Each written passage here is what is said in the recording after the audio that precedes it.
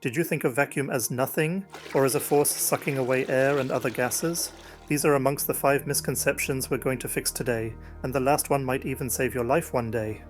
First, when we say vacuum, it can mean a lot of different things. The word itself means void, but that would mean a perfect vacuum, which only exists in physics textbooks. Usually, we use the word vacuum to describe a pressure lower than the surrounding. This can vary from slightly lower air pressure in your vacuum cleaner or in vacuum packaging to technical vacuums that reach 1/1000th of normal air pressure or even lower.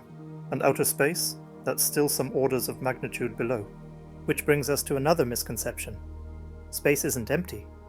Sure, it's just about 5 particles per cubic centimeter in our solar system. Between the stars in our galaxy, it can vary from as little as 1 particle every 10,000 cubic centimeters to 1,000,000 per cubic centimeter.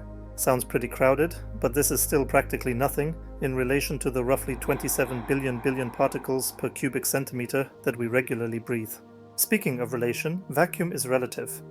Imagine you filled a rigid container with air at Earth's surface pressure. If you take this container to the bottom of a lake, say 100 meters deep, you already have about 10 times the inside pressure on the outside. The air inside the container has not changed at all, but compared to its surrounding, it is now a better vacuum than what your vacuum cleaner can produce. Take the same container to the top of Mount Everest. It now has 4 times the pressure of the surrounding, so it would be fizzing like a soda can if popped. For any effects of vacuum to show, we need to take the surrounding into account. Keep that in mind for the next one. This misconception is pretty common, but vacuum doesn't suck. It has no power whatsoever. Sure, when you open a vacuum container under normal pressure, air will rush in, but not because it was sucked in, but because outer pressure pushed it in. This distinction might sound petty. The outcome is identical, but remember what I just said about vacuum being relative? Just take that same container high enough in the atmosphere, there will be a height where the surrounding air pressure is exactly the same as inside.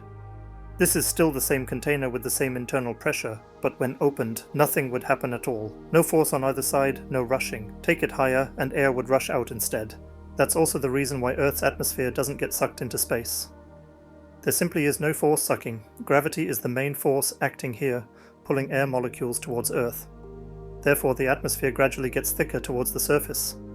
And finally, humans don't explode in vacuum, like sometimes shown in movies. Sure, you'd still likely die, but not from exploding or from boiling blood. The effects are pretty much similar to what divers would experience during rapid decompression.